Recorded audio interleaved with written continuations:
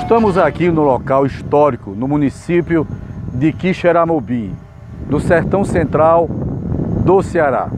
Aqui atrás de mim, vocês podem ver este antigo casarão, que era o casarão principal do acampamento do Denox, que na época, em 1919, era IFOX, e desta casa se administrava todo o canteiro de obras para a construção do açude de Quixeramobim, que começou em 1919. E a construção daquele açude dos anos 20, na época do governo Epitácio Pessoa, que era o presidente Epitácio Pessoa, teria o açude de Quixeramobim 800 milhões de metros cúbicos de água. Em 1923, infelizmente, as obras foram suspensas. Mas em 32, neste local, segundo relatos, no acampamento abandonado, na Vila Operária e nos antigos casarões, que hoje são do Denox, antigo IFOX, fizeram um campo de concentração de Quixeramobim. E em Ipu teve também um campo de concentração, mas este aqui é um dos campos que durou menos tempo.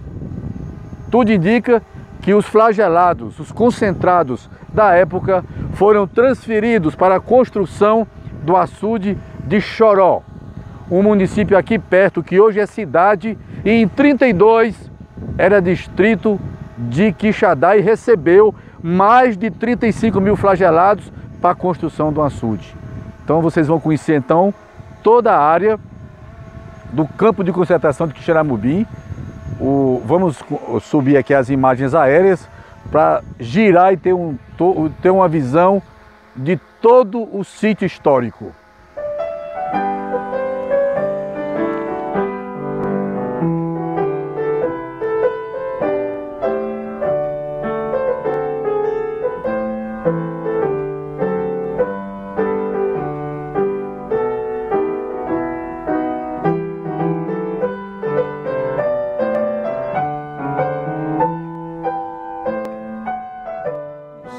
Eu tenho 94. 94 anos.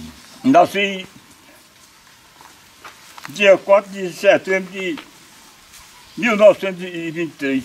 1923. É. Eita, menino. Quase 100 anos, né? Me diga uma coisa, o senhor tem alguma lembrança da seca de 32? De 32? Sim. Tem assim, porque eram meus irmãos que trabalhavam para lá. Certo. Morreu muita gente e todo os filhos de meserizinha, com o sacão de couro para lá da cabeça, de peste todo o tempo.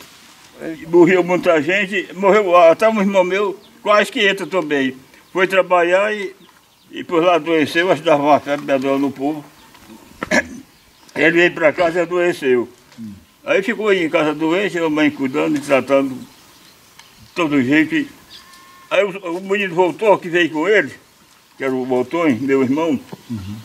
Quando foi comer, tornou a vir, pensava que como já estava bom para ele de novo, ainda estava doente. Se admirado, mas pelejou, até que escapou, graças a Deus. Escapou da doença? Foi. O que era a doença? O senhor lembra a doença? Era uma febre, só tudo de mercadoria. Era feijão preto, tinha um tal de mascavo, açúcar mascavo, e farinha, parece que carne, eu não sei lá o que era. Aí acontece que o sujeito, a fome era muito grande, não tinha alimento, né? Aí aquele couro, eles pegavam aquele couro, torrava, né? Torrava aquele couro, pisava no pilão, que acabava comia o pó daquela carne para poder sobreviver, daquele couro, né? Couro de quê? De gado, né? De gado. De gado. Só chamava nós de caçaco, né? E o que é caçaco? Caçaco era a pessoa que ia trabalhar, que tinha o nome de caçaco, né? O que o senhor foi fazer lá em Lima Campos? Eu fui trabalhar lá, eu era ficheiro para agarrar ficha nas turmas. O senhor trabalhava para qual empresa? Como? O senhor trabalhava para qual empresa? Era para o governo? Era do governo. O senhor preenchia as fichas? Como? O senhor preenchia as fichas, era? Eu recebia as fichinhas e pagava para eles comprarem água, viu? Quem lhe dava as fichas? Eu recebia no escritório. O escritório de quem? No escritório do Limacão. Era do IFOX, era na época? Era o IFOX, era do governo, era da prefeitura, de quem Era do era? governo. Era do governo. Era.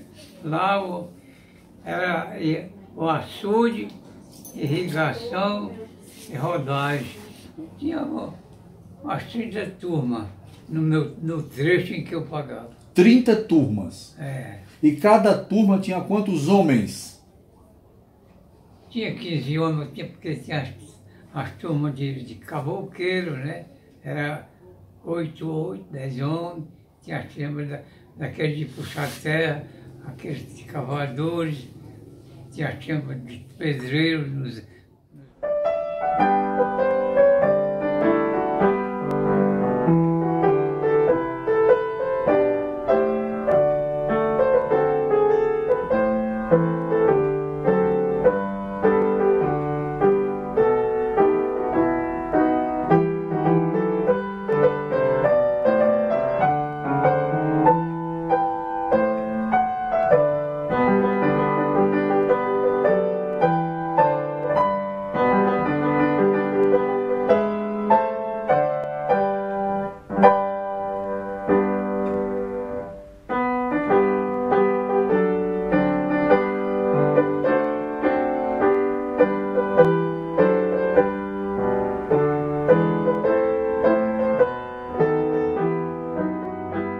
Xeramobim é a cidade que teve o privilégio de, nesta casa, nascer Antônio Conselheiro, o homem que fundou a cidade de Canudos, no sertão da Bahia.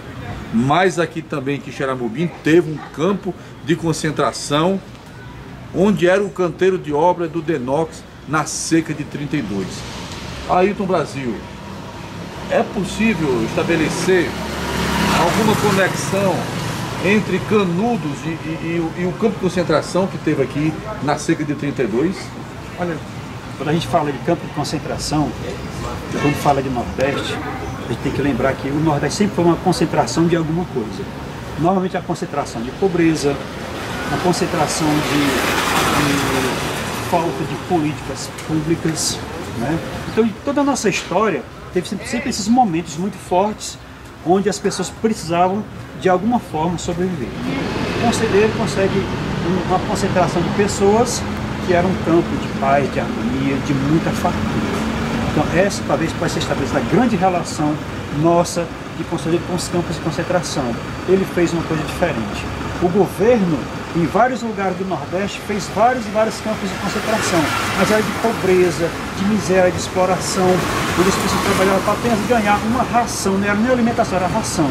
Diferente da concentração que o conselheiro fez, que foi exatamente a concentração de muita fartura, de paz, de humildade. Né? Diferente da experiência de Canudos, diferente de outras experiências como o Caldeirão, onde o que se queria era o bem social. Então não havia essa ideia de concentração de riqueza que o capitalismo favorece, né? A ideia de dividir o bem entre todos. Então esse talvez seja o grande mote da questão, né? Ao viver bem a partir de uma experiência que vem dos pequenos. Em todo mundo eu não conheço uma experiência bem sucedida de coletividade que ela não vá partir de uma pessoa simples. O perfil do flagelado do campo de concentração, que eles chamavam de flagelado, caçaco, molambudo, retirante, adjetivo aqui não falta.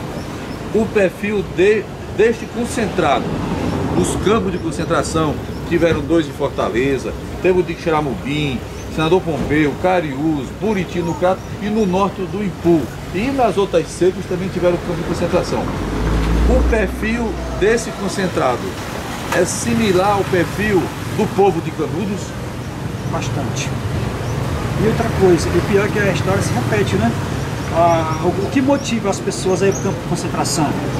Falta de alimentação, vão forçados, falta de terra, que é a nossa realidade ainda hoje. O Brasil é um país que concentra muita terra ainda, força as pessoas a ir para Canudos, para o Caldeirão e outras experiências.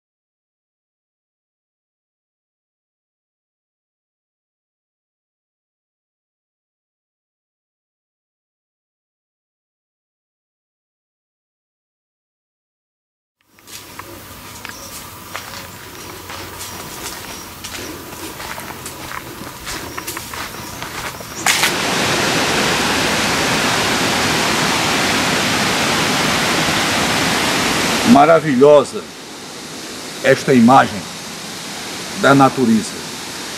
A bica do Ipu, aqui no norte do Ceará, precipitando-se da Serra Grande, da Chapada do Ibiapaba, das terras dos Tabajaras, aqui, logo embaixo, a cidade de Ipu. Nesse lugar tão belo, em 1932, fizeram um campo de concentração a cerca de 4 quilômetros daqui.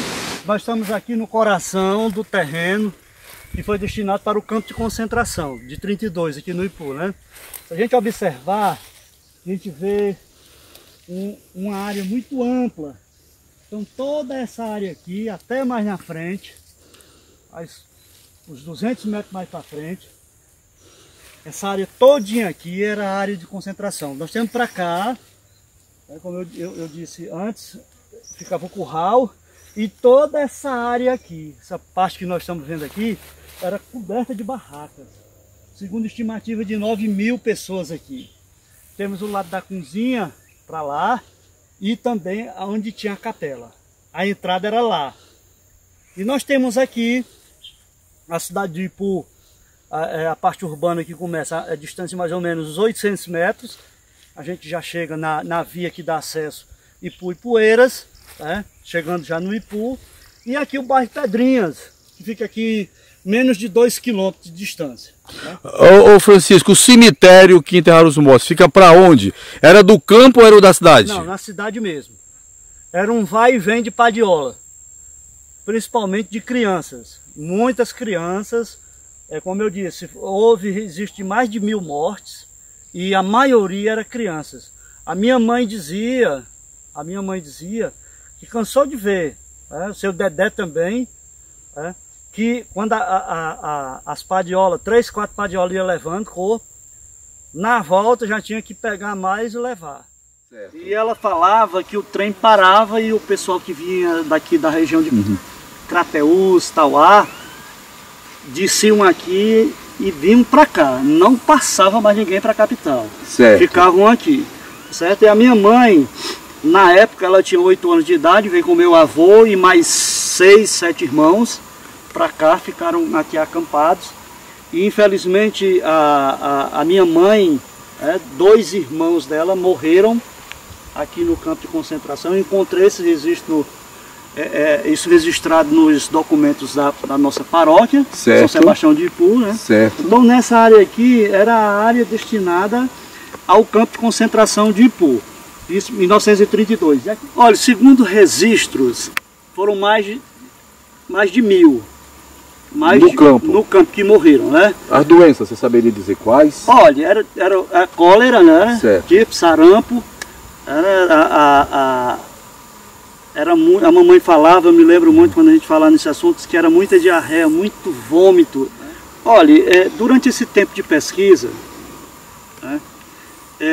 quando se tratava desse assunto, dessa página negra da história do Ipu, porque eu considero isso, né? Nas minhas pesquisas, assim, de profunda tristeza, Tem um amigo meu, que Deus o tenha, o seu Gerardo Aires, quando se tocava nisso eu conversava muito com ele, e ele me dizia que houve, naquela época, né, muitas pessoas infelizmente se beneficiaram, e que se encontrava de manhã as pessoas, na calada da noite, de madrugada, escrevia com tinta vermelha, né, escrevia a seguinte frase: construída à custa de sangue de inocentes. Aqui é a dona Maria Lira, a última sobrevivente do campo de concentração do Ipu, 94 anos.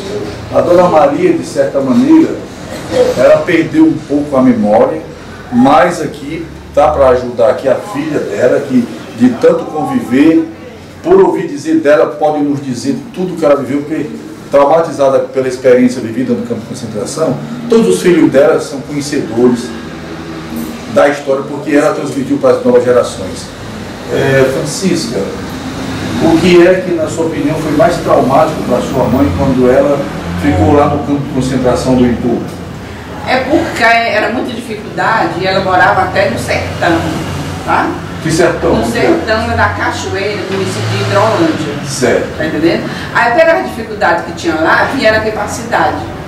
Só que quando chegaram aqui na cidade, tinha este campo, que era ali do espraiado, botavam as pessoas para lá, para que o governo desse alguma coisa para eles. Certo. Da dificuldade que tinha no sertão. Certo. Tá? Como ela viveu lá, ela deve ter dito como era que o campo funcionava, deve ter descrito como é. Como é que ela dizia que funcionava o campo de concentração do Ipu? Que memórias ela passou para você do local? Era um local, parece que era muita gente, muita criança. Quando chegava a alimentação, era aquela corrida do povo, o carnaval queria receber logo. Porque não tinha paciência das pessoas que o levando para ir distribuindo aos poucos. Porque a necessidade era muito grande. Era muito grande. Ela chegou a narrar no que essas pessoas dormiam, se em rede, se no chão, como era a moradia delas. Ela estava lá com quem? Quem eram os demais parentes dela que também vieram para o campo de concentração? O pai, a mãe, os irmãos, eram uns barracos. Eram uns barracos feitos de palha e dormiam mais era em esteira. Certo. Aquelas esteiras que ficavam mais fácil. Alguns que tinha algum botavam alguma rede, mas como era muito filho, como todos que estavam lá tinham muito filho, ela fala que botavam tudo, tem aquelas esteiras, umas esteiras de palha que fazem por aqui na serra. Certo. Tá. Aí quando amanhecia o dia, enrolava aquelas esteiras, guardava, à noite tiravam tudo debaixo dos barracos, mas os barracos eram feitos de palhas.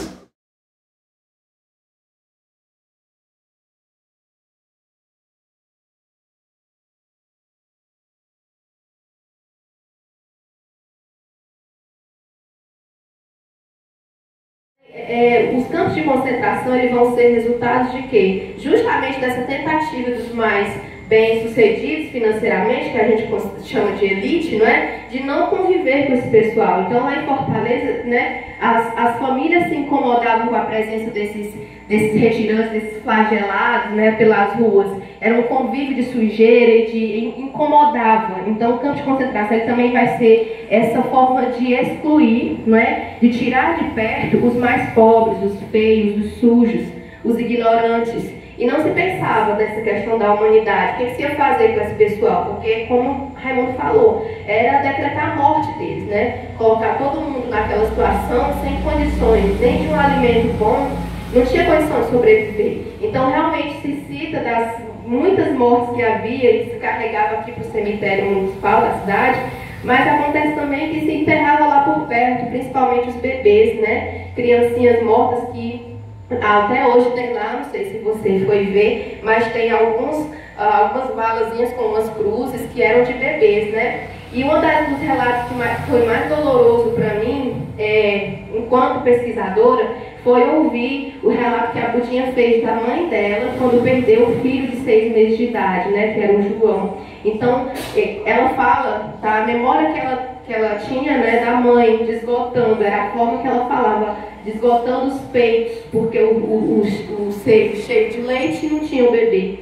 Né? E ela tinha que engolir aquela dor, porque tinha os outros meninos, mandou uma filha que no caso foi a mãe do meu ex-esposo, não é? Mandou para casa de um, mandou outro para casa de outro. O esposo teve que ir trabalhar na estrada de ferro, não é, para ganhar algum dinheirinho, que era uma miséria também, para mandar para ela. E ela ficou lá com a Budinha e o bebê na casa lá por perto, não é? Então, assim, foi muito doloroso para essa mulher ter que resistir a essa situação de abandono mesmo. A comida era feita, como diz também, não é? No campo, só colocava ali umas pedras, colocava os tachos, né? Inclusive, fazia-se as filas para poder receber a comida, e muitas vezes as próprias pessoas que distribuíam a comida eram ignorantes e violentos com quem ia receber. Muitas vezes se quebrava o prato, né, na fila. Então, assim, era um maltrato muito grande. E nós temos surgindo, emergindo dessa história toda, a figura do Antônio Xadá,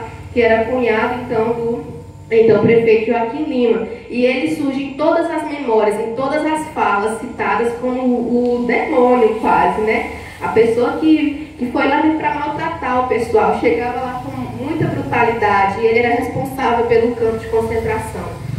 Bom, esse prédio aqui é uma das obras, né, não a única, mas das muitas obras públicas que foi feito com a mão de obra dessas pessoas. Você pode ver aí que é um prédio imponente, né? Lá, Casa de Cultura, porque essa é a finalidade que ele tem hoje, né? Mas esse era um prédio, na época era uma delegacia de polícia, né? Que foi feito fora da cidade. A cidade cresceu em volta, mas isso aqui era uma mata, né? Isso aqui tudo era uma mata, e um bairro que a gente tem atrás dele, né? Que a gente chama de Pedrinhas, né? Certo. Esse bairro, o nome de Pedrinhas é justamente porque as pedras que naturalmente tinham, né, na geografia, no solo desse bairro, elas foram usadas no calçamento do centro da cidade, que a gente vai conhecer depois, né? Então a mão de obra, né, na arquitetura desse prédio, né, foi iniciado em 32 e foi concluído 3 anos depois, né, mais ou menos. Mas o grosso da mão de obra foi dos flagelados dessa seca, né? E era uma delegacia, como eu já falei, né? São paredes muito grossas, né? E se você entrar no prédio, você vai ver, elas são paredes assim que você tem quase 1 metro de espessura, né? Certo. De pedra e cal, né?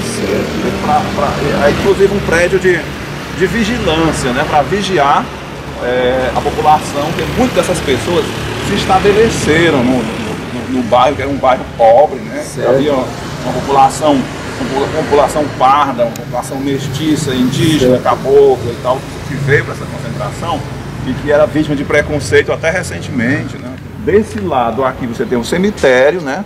E a linha férrea passando o cemitério da cidade. Logo em seguida você vai ter o local onde ficou o campo de concentração. Então você tem a área urbana do município e a cadeia colocada no meio entre a área urbana e o campo de concentração e o cemitério. São pagos com a alimentação, né? Ganhavam uma porção de farinha, ganhavam um pedaço de rapadura, um pedaço de carne seca, e essa era a remuneração. O dinheiro não. Na verdade, assim, a ferrovia, se você for observar o avanço dela, né? Na região norte, você estudando a história do Ceará, você vai perceber o seguinte, que a cidade de Sobral, ela já era na metade do século XIX, ela já era politicamente, ela tinha muito peso, né? Você tinha o Barão de Sobral, você tinha a família Paula Pessoa, né? Que eram indivíduos que tinham um peso na política do Império muito grande. E eles conseguiram arrastar para a região norte, né? Uma estrada de ferro. Só que ao invés de ser na área fértil da Ibiapaba, né, essa estrada de ferro saía de Camusim, passando por Granja, cortava o semiárido inteiro e ela ia encontrar a Serra da Ibiapaba na cidade de Ipu.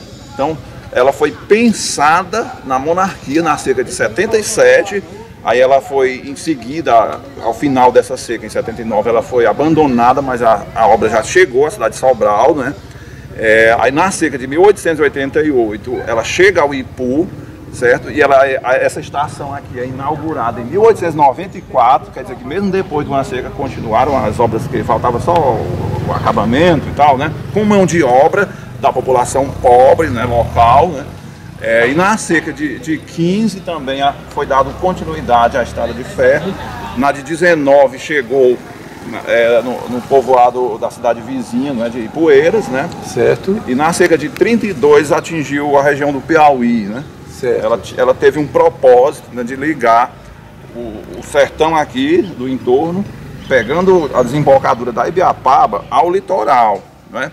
Só que isso foi feito com mão de obra escrava, não é? Com remuneração precária, a troco de uma ração diária insuficiente para manter um ser humano saudável, né? E isso mostra que a preocupação das elites, sejam as elites a nível de Brasil ou a nível de Ceará, nunca foi de salvar ninguém, não é? A preocupação sempre foi de montar uma infraestrutura, não é? Usando o drama humano, usando a morte de milhares de pessoas, né? Arrancando dessas pessoas o seu suor, arrancando, né, a força de trabalho, mas deixando uma infraestrutura, né, na região para desenvolver, né?